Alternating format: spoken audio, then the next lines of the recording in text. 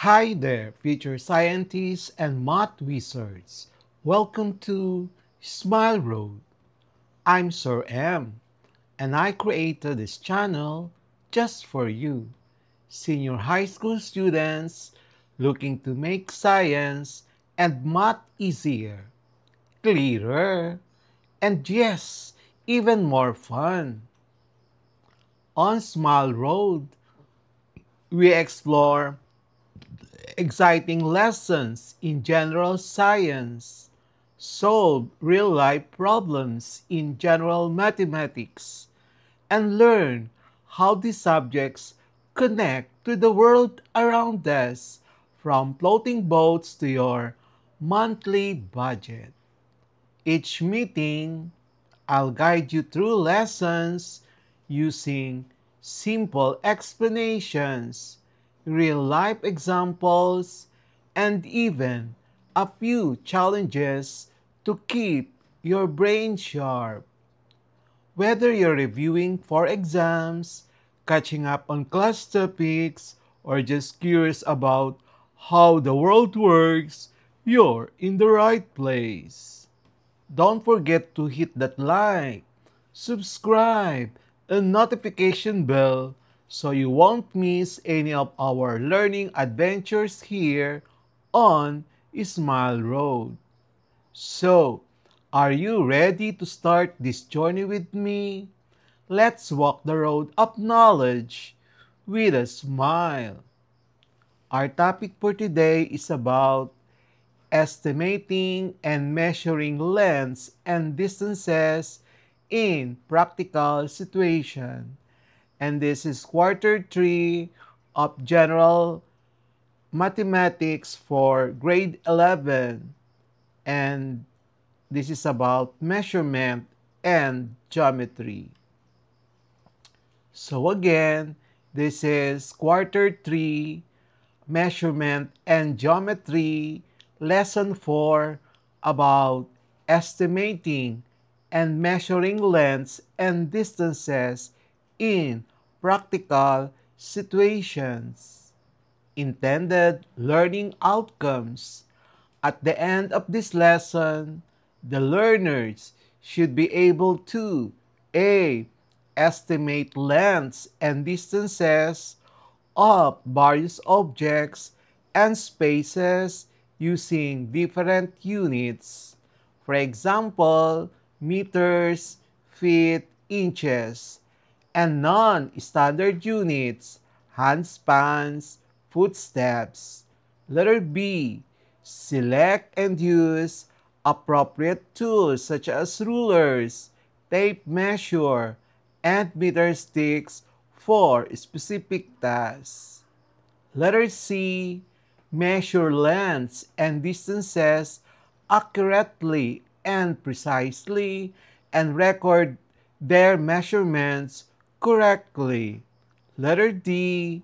Solve real-world problems involving length and distance, such as calculating the perimeter of a room or determining the amount of fabric needed for a project.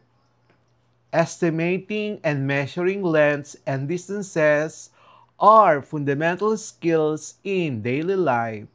From home improvement to crafting, the process involves two key phases: estimation and accurate measurement.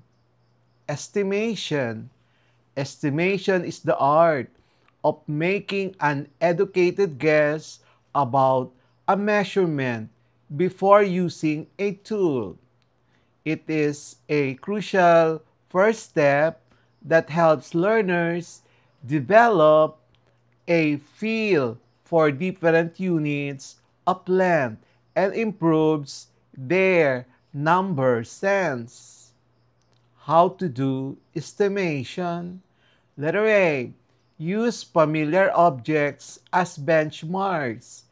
Learners can use their own body parts or common items to estimate. For example, a handspan can be approximation for a certain length, or a standard door can be used to estimate height. This helps makes, make abstract units more tangible. Practice with different scales. Start with a small object, for example, pencil or a book, and progress to larger items and spaces, for example, a desk, a classroom. This helps learners understand the difference between units like inches and meters. Non-standard units. Introduce non-standard units like paces or handspins. This demonstrates the need for a standardized system of measurement for consistent results. For instance, have learners measure the length of a room using their own footsteps and then compare their results. They'll quickly see that the measurements are different because their footsteps vary in size. Measurement and tools. Once an estimate is made, the next step is to obtain an accurate measurement using the right tool. Choosing the correct tool is vital for precision and efficiency. Common measuring tools. Letter A. Ruler. Best for small, straight objects like a book or a sheet of paper. They're typically 12 inches or 30 centimeters long. Tape measure. Ideal for longer, carved or flexible objects like fabric, or for measuring around corners or large spaces like a room. They are flexible and can be retracted for easy storage. Meter stick or yardstick. Excellent for measuring larger, straight distances such as the height of a person or the length of a table. Steps for accurate measurement. Select the appropriate tool. Use a tape measure for measuring the floor or fabric, and a ruler for a book.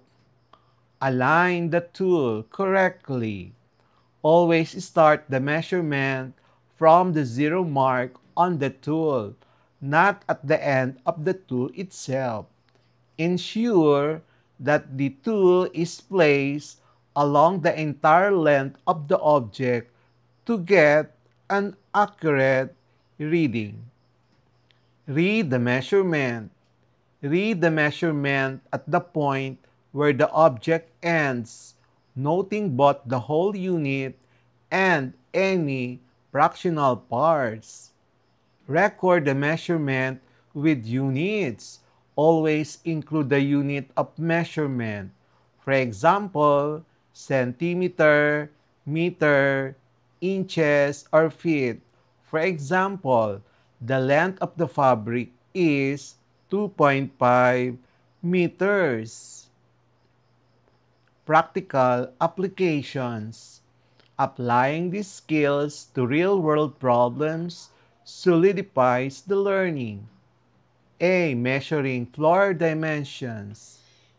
A learner can measure the length and width of a room to calculate its perimeter, the distance around the room, or area, the space the room occupies.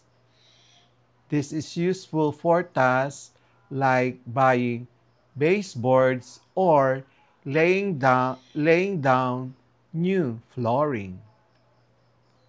Measuring fabric for clothing.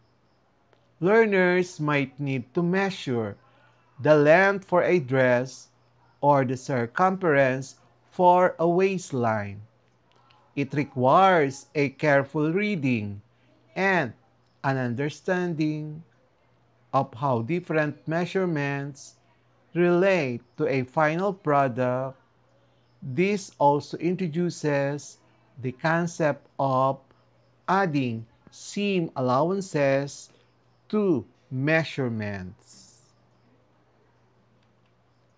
Intended learning outcomes. This is the second intended learning outcomes.